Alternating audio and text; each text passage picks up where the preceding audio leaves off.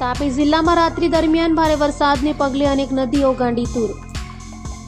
વ્યારાના પેરવડ ગામે પુલની રેલિંગ સહિત પુલનું મોટા પાયે ધોવાણ. પુલનું ધોવાણ થતાં ભારે વાહનો માટે પુલ પરથી અવરજવર બંધ કરાઈ. પુલનું ધોવાણ થતાં ઝાખરી, રાણી, આંબા, સાતશીલા સહિતના 15થી વધુ ગામોના લોકોને પડશે અવરજવર માટે હાલાકી. પુલની આસપાસના 8 જેટલા ઘરોમાં પાણી ફરી વળતા ગરીબ આદિવાસી પરિવારોને મોટા પાયે નુકસાન. પૂરમાં ઘરવકરીનો સામાન વહી જતા ગરીબ પરિવારો મુશ્કેલીમાં મુકાયા. સરકાર દ્વારા આર્થિક સહાય કરવામાં આવે તેવી પીડિત પરિવારોની માંગ.